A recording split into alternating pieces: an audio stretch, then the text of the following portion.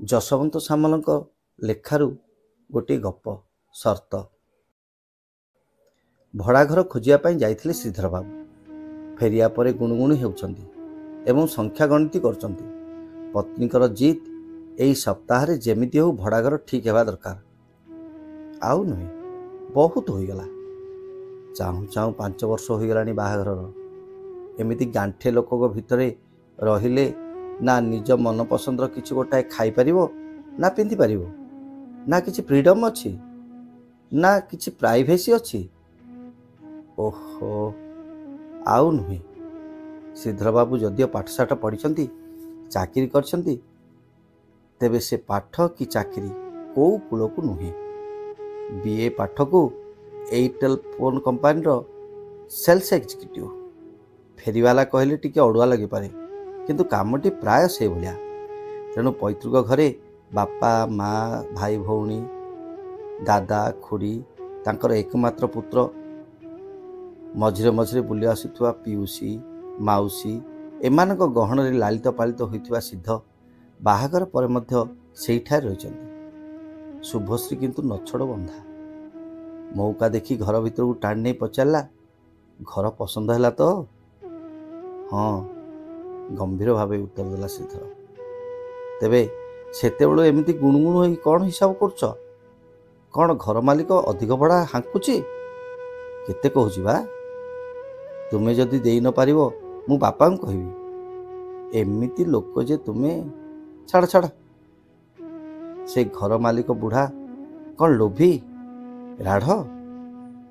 ନା ନା, ଘର ମାଲିକ ବୁଢ଼ା ନୁହେଁ, ବୁଢ଼ୀ।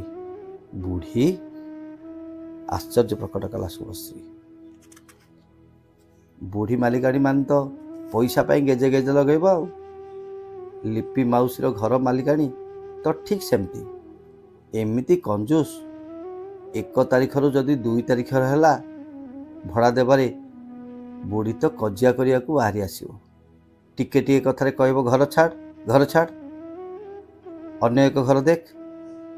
ଶୁଭଶ୍ରୀ ନିଜର ଅଭିଜ୍ଞତା ପ୍ରକାଶ କରିବା ଭିତରେ 2 ଥର ମୁଣ୍ଡରେ ହାତ ବାଡ଼େଇ ଭଗବାନଙ୍କୁ ଡାକିଲା ଏବଂ ଏହା ନିଜର କପାଳ ଲିଖନ ଭାବି କୋମଳ କଣ୍ଠରେ ପଚାରିଲା, ବୁଢ଼ୀ କେତେ କହୁଛି? ବୁଢ଼ୀ ତ ଭଡ଼ା ପାଇଁ କିଛି ନେବ ନାହିଁ ବୋଲି ପ୍ରଥମରୁ ଜଣାଇଦେଲା, ଉତ୍ତର ଦେଲା ଶ୍ରୀଧର। ଅବିଶ୍ୱାସ ଲାଗିଲେ ବି ସେ କଥା ବଢ଼ାଇଲା। ବୁଢ଼ୀ କହିଲା, ଭଡ଼ା କ'ଣ ରେ? ନେ ଏ ଚାବି ଧର। ସେ ଟଙ୍କା ପଇସା କଥା ଛାଡ଼ ବାପା। ଏ ପାହାଚ ଦେଇ ଉପରକୁ ଯା, ଦେଖିଆ, ଘର ନିଜ ଆଖିରେ ଦେଖିଆ, ତାପରେ କଥା ହେବା। ଯା, ଘରଟା ଆଉ ଦେଖିଆ। ଶୁଭଶ୍ରୀକୁ ବିଶ୍ୱାସ ହେଉନଥାଏ। ଏ କଳି କାଳରେ ବିନା ପଇସାରେ ଘର ଭଡ଼ା। ତାକୁ ଲାଗିଲା ସ୍ୱାମୀ କିଛି ଗୋଟାଏ ବାହାନା ବାହାର କରୁଛନ୍ତି। ଏମିତି ବିଚିତ୍ର କଥା କହି ଏ ଘରୁ ନ ବାହାରିବା ପାଇଁ ଗୋଟେ ଫିକର ବି ହୋଇପାରେ। ତଥାପି ସନ୍ଦେହ ମୋଚନ ପାଇଁ ପଚାରିଲା, ବୁଢ଼ୀର ବୁଢ଼ା କ'ଣ କରନ୍ତି ବା? ବୁଢ଼ୀ ପାଠଶାଠ ପଢ଼ିଛି ତ? ବାୟାଣୀ ନୁହେଁ ତ? ପତ୍ନୀଙ୍କର ବ୍ୟଗ୍ରତାକୁ ଲକ୍ଷ୍ୟ କରି ଶ୍ରୀଧର ଧୀରେ ଧୀରେ କଥା ଆଗକୁ ବଢ଼ାଇଲେ। ଅଭୟ ମୁଦ୍ରା ପ୍ରଦର୍ଶନ କରି କହିଲେ, ଡରନି, ବୁଢ଼ା ନାହିଁ। 5 ବର୍ଷ ତଳୁ ସ୍ୱର୍ଗବାସୀ। ବୁଢ଼ୀ ରିଟାୟାର୍ଡ ପ୍ରଫେସର। ପୁଅ 2ଟି। ପରିବାର ସହ ସେମାନେ ରହନ୍ତି ଆମେରିକାରେ। ବୁଢ଼ୀର ଟଙ୍କା ଦରକାର ନାହିଁ, କେବଳ 2ଟି ସର୍ତ୍ତ ପୂରଣ ହେବା ଦରକାର। ସର୍ତ୍ତ?